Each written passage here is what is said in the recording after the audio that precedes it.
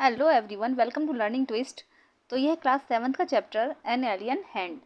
Okay, तो इसका जो पार्ट 1 है वो चैप्टर जो है पार्ट 1 वो चैनल पर जा चुका है। उसका लिंक आपको डिस्क्रिप्शन बॉक्स में मिल जाएगा। और अभी हम पार्ट 2 शुरू करेंगे। ठीक है, तो चैप्टर हम 2 पार्ट्स में कवर कर रहे हैं। ठीक है, पार्ट 1 जा चुका है और ये पार्ट 2 है। ठीक है, चलिए शुरू करते हैं कि the big TV screen in the control room shows an alien spacecraft. ठीक है, तो कंट्रोल रूम में क्या था, एक टीवी स्क्रीन थी, बड़ी सी टीवी स्क्रीन थी। तो उस पर एलियन का स्पेसक्राफ्ट जो है शो हो रहा था। The question whether there is life on other planets exercise everybody's mind. और एक क्वेश्चन जो था वो हर एक के जो माइंड में आ रहा था वो ये था कि जो अदर प्लैनेट्स हैं, जो और प्लैनेट्स हैं, उन पर लाइफ है या नहीं है। The president of the central committee is about to make an important statement. अब सेंट्रल कमेटी के जो प्रेजिडेंट थे, वो एक इम्पॉर्टेंट स्टेटमेंट जो है अनाउंस करने वाले थे। ओके, तो ये पॉइंट्स सारे आपको आगे स्टोरी में मिलेंगे। चलिए शुरू करते हैं। Next day when Tillu's father went to the work he found the control room full of excitement. Next day, अगले दिन जब टिल्लू के पिता जो है ना काम पर गए तो टिल्लू ने देखा मतलब कि जो कंट्रोल रूम था वो एक्साइटमेंट से पूरी तरीके से भरा हुआ था। People were crowded round the big TV screen. और जो लोग थे, ठीक है। Next day when Tillu's father went to the work, जब वो गए तो देखा कि वहाँ पर जो कंट्रोल रूम था ना वो एक्साइटमेंट से भरा हुआ था। इतना समझ में आ गया आपको कि people were crowded round the big TV screen. और जो लोग थे वो बिल्कुल टीवी स्क्रीन थी बड़ी सी, उस पर भीड़ जमाए हुए बैठे थे, घेरा बनाए उसका बैठे थे। It showed a dot in an otherwise clear background. तो शायद इस पर एक जो डॉट दिखाई दे रहा था, इस पर टीवी स्क्रीन पर एक डॉट दिखाई दे रहा था in an otherwise clear background, जो कि क्लियर बैकग्राउंड से उनको डॉट दिख रहा था। It is not a star, क्या ये स्टार नहीं है? For its changing its position. और जो ये मतलब वो क्या था, वो अपनी चेंज पोजीशन जो था वो चेंज करा था, डॉट था। तो उन्होंने सोचा कि क्या ये स्टार है। और computer has given a trajectory for this thing. हमारा जो कंप्यूटर है इस बात का जो ट्रेजेक्ट्री है, मतलब रास्ता दे रहा है, इस बात का जो कहते हैं ना साइन दे रहा है, वो बता रहा था कि स्टार है या नहीं है। It is heading towards us, the supervisor of the last shift explain. ठीक है, इट इज़ हीडिंग टूवर्ड्स, ये जो है हमारी तरफ ही आ रहा है। The supervisor of the last shift explain, last shift जो थी उनकी, उसके सुपरवाइजर जो थे उन्होंने ये एक्सप्लेन किया सॉरी। आ स्पेस क्राफ्ट टिल्लूज फादर आज, टिल्लू के पिता ने पूछा कि एक स्पेस क्राफ्ट। तो स्पेस क्राफ्ट का मतलब है जैसे कि अंतरिक्ष यान, जो कि अंतरिक्ष में चलते हैं, स्पेस में जो भेजे जाते हैं। By now he was join by his teammates on the new shift. इसी टाइम उन्होंने जो था अपने टीममेट्स को इसी टाइम अपनी न्यू शिफ्ट में ज्वाइन किया था, मतलब अचानक से आए थे तब उन्होंने देखा था ये सब। So we think but it needs watching, इसलिए हम सोचते हैं कि बट इट नीड्स वॉचिंग, कि हमें जो है इसको वॉच करने की आवश्यकता है, मतलब हम इसको देखेंगे लगातार कि ये है क्या। Okay, a spacecraft where from, एक स्पेस क्राफ्ट, और ये कहाँ से आया। The solar system was not known to have any life anywhere else except on other their planet. The solar system was not known, solar system को भी नहीं पता था कि have any life anywhere else except in their planet, कि उनके planet पर कोई और ग्रह पर भी कोई लाइफ है। Tillu's father recalled the ancient days recorded in the archives at the Central Bureau when their ancestor had a well-developed space program and had searched the solar system with manned and unmanned spacecraft and found that they were indeed alone। ठीक है, तो टिल्लू के पिता ने बताया कि पहले के डेज में क्या था, एंशिएंट डेज मतलब जो प्राचीन देश थे, पहले समय में क्या होता था कि recorded in the archives at the central bureau, central bureau में क्या होता था, जब ये स्पेसक्राफ्ट पहुंचते थे तो उनको रिकॉर्डेड किया जाता था। When their ancestor had a well developed space program, जब उनके जो एंसेस्टर थे, जब जो है ये स्पेस प्रोग्राम जो है तो अच्छे से डेवलप कर लेते थे, उनको भेजा जाता था। And had search the solar system, और सोलर सिस्टम के द्वारा उसको सर्च किया जाता था। तो उसमें क्या था, with manned and unmanned space craft, तो उनको उनमें कुछ ऐसे स्पेस क्राफ्ट पाए गए थे जो कि मैंड थे और अनमैन्ड थे। मैंड मतलब जिसमें कुछ तो आदमी चला रहे थे जिनको, और जो कुछ बिना आदमी वाले थे, है ना फाउंड, लेकिन क्या था, and found that they were Indeed alone, लेकिन वास्तव में जब उन्होंने उस स्पेसक्राफ्ट की रिसर्च करी तो उन्हें पता चला कि वो वास्तव में जो थे वो अकेले ही थे, मतलब कोई आदमी इनको नहीं चला रहा था। Now in the days of energy shortage and underground life, ठीक है, लेकिन अब क्या है, अब जैसे जैसे एनर्जी की शॉर्टेज हो गई है, इन दिनों क्या है, एनर्जी की शॉर्टेज हो गई है, और जो लाइफ है वो अंडरग्राउंड हो गई है बिल्कुल। They had no space programme, क्योंकि अब कोई स्पेस प्रोग्राम भी नहीं है। They could only watch importantly from their vantage point, अब हम सिर्फ जो है जो है अपना जो वेंटेज पॉइंट है उससे सिर्फ इनको वॉच कर सकते हैं, है ना, इम्पोर्टेंटली वॉच कर सकते हैं। वेंटेज पॉइंट हो गया मतलब जो कह देते हैं एक तरीके से कि एक ऐसा पॉइंट जहाँ से सही से कोई चीज़ देखी जा सके, तो मतलब वेंटेज पॉइंट से इस चीज़ को देख सकते हैं। हु वर दीज स्ट्रेंजर्स, अब वो सोच रहे थे कि ये अजनबी हैं कौन। The conference room in the central bureau was so quite that an outsider would have thought it was empty. The conference room, जो सेंट्रल ब्यूरो का जो कॉन्फ्रेंस रूम था वो बहुत ज़्यादा शांत था कि शायद that an outsider would have thought it was empty.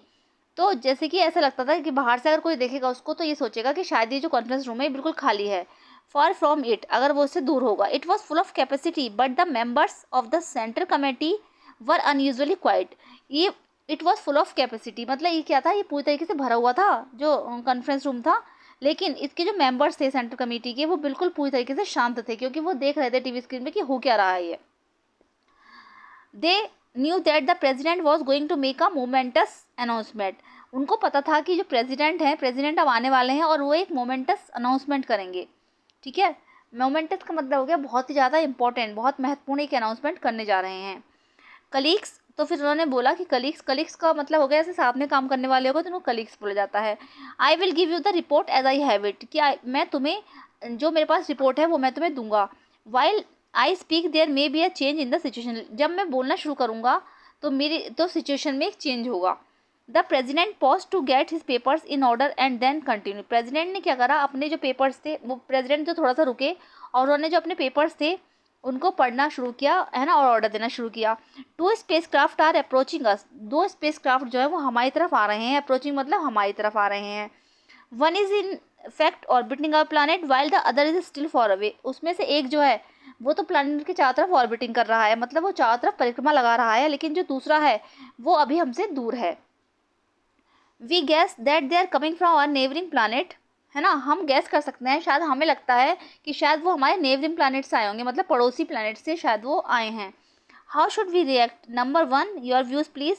तो प्रेसिडेंट ने, मतलब जो कमेटी के प्रेसिडेंट थे, उन्होंने नंबर 1 की तरफ इशारा करते हुए बोला कि तुम्हें कैसा लगता है या तुम्हारा क्या रिएक्शन है। नंबर 1 योर व्यूज़, अपने व्यूज़ दीजिए। Number 1 was in charge of defence. अब जो नंबर 1 था वो डिफेंस का इंचार्ज था क्योंकि सारा चार्ज उसी के पास था। He was known for his courage and wisdom, वो अपने साहस और बुद्धिमानी के लिए जाना जाता था। Sir if we wish we can totally destroy this spacecraft with our missiles.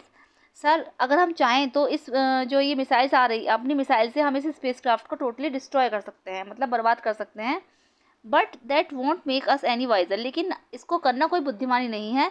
We do not have the capacity to render this craft un क्या है, प्रोपोर्शनल इन स्पेस। ठीक है, we do not have the capacity, हम जो जिसने ये भेजा है हमें, हम उसकी कैपेसिटी नहीं जानते कि स्पेस में कितना वो यूनिप्रेशनल है। But should they land we can render them ineffective anyone we choose, लेकिन अगर हम चाहें, अगर ये धरती पर आ जाए, लैंड कर जाए, तो इसको हम जो है इनफेक्टिव कर सकते हैं, मतलब वो जो है काम नहीं करेगा सही से, इनफेक्टिव हो जाएगा, उसको किसी भी टाइम हम इनफेक्टिव कर सकते हैं। A report says that they do not contain living beings, they only have instruments. ठीक है, हमारी रिपोर्ट्स कहती हैं कि उसके अंदर कोई भी जो है लिविंग बींग्स नहीं है, मतलब कोई भी जीवित प्राणी नहीं है, कि वो खाली एक इंस्ट्रूमेंट है। Number 2 your opinion please. फिर उन्होंने नंबर 2 की तरफ इशारा किया कि नंबर 2 अब तुम बताओ। The president asked the scientist on the committee. अब प्रेजिडेंट जो थे वो कमेटी के साइंटिस्ट से ये शब्द पूछ रहे थे। आई recommended non interference and passive observation. ठीक है, मैं इस जो है इंटरफेरेंस और इस पैसिव ऑब्जर्वेशन का रिकमेंड नहीं करूँगा। Since we do not know the power of the senders of this, शायद सिंस मतलब इसका मतलब जैसे बिकॉज की जगह आया, क्योंकि हम जो है इस सेंडर्स की जो पावर है उसको नहीं जानते कि स्पेसक्राफ्ट में मतलब कितनी पावर है और कहाँ से ये आए हैं। And we are still in the dark about their intention, और हम अपने इंटेंशन से ज़्यादा देर अंधेरे में भी नहीं रह सकते। It is wise not to reveal our existence, it is wise not, और ये जो अपना जो रिवीलमेंट होता है, कैसे रिवील करना, किसी को दिखाना, तो हम अगर अपना एक्सिस्टेंस दिखाएं, एक्सिस्टेंस मीन्स हो गया अस्तित्व, अगर हम अपना अस्तित्व को रिवील करें तो ये बुद्धिमानी नहीं होगी। If we destroy these spaceships और render then ineffective we might reveal our existence. अगर हम इन स्पेसशिप को डिस्ट्रॉय कर दें या फिर इन्हें इनफेक्टिव बना दें तो वी माइट रिवील, तो हम अपना जो अस्तित्व है उसको रिवील कर देंगे। The president looked at number 3। अब प्रेजिडेंट ने क्या करा, नंबर 3 की तरफ देखा। अ सोशल साइंटिस्ट, जो कि एक सोशल साइंटिस्ट थे, he really agreed with number 2, वो ना नंबर 2 से की बातों से रियली ही एग्रीड होते थे, वो कभी उनसे सहमत नहीं होते थे। But this was one of the those rare occasion when he did, लेकिन ये पहला टाइम था, ये फर्स्ट टाइम था जब वो पहली बार जो है उनसे सहमत थे, एग्री थे। I agree with number 2 sir, कि मैं नंबर 2 से एग्री करता हूँ। In fact I will go so far as to say that we should keep our surface activities to the minimum, thus creating the impression that there is no life on his planet। ठीक है, in fact I will go so far as to say, अगर आप वास्तव में कहें तो that we should keep ours, हम जो अपनी सरफेस की जो एक्टिविटीज़ हैं वो कम कर देंगे, मतलब उनको हम कम से कम कर देंगे। इससे क्या होगा कि creating the impression that there is no life, कि उससे हमें ये पता चल जाएगा कि ग्रह पर लाइफ है या नहीं है। फॉर्चुनेटली, भाग्य से, our surface condition to give that impression, मतलब उन्होंने बोला कि फॉर्चुनेटली, भाग्य से, जो ये सरफेस कंडीशंस हैं ये भी हमारे ही बिल्कुल इम्प्रेशन में है, मतलब ये हमारे साथ साथ चल रही हैं। अगर ऐसा हम कर दें, हम अपनी जो एक्टिविटीज़ हैं स्पेस में चल रही हैं उनको बंद कर दें सारी, और स्पेस क्राफ्ट को लैंड होने दें। Before the president could speak his personal telephone wrong, अगर इससे पहले कि प्रेसिडेंट जो है कुछ बोल पाते, उनका जो पर्सनल टेलीफोन था वो बजने लगा। ही lifted the receiver and listen quietly for a minute, उन्होंने रिसीवर को उठाया और 1 मिनट के लिए वो सुनते ही रह गए। कलीग्स, ये अनाउंस्ड, उन्होंने अनाउंस किया कि colleagues the first spacecraft has landed, कि जो पहला स्पेसक्राफ्ट है वो लैंड हो चुका है।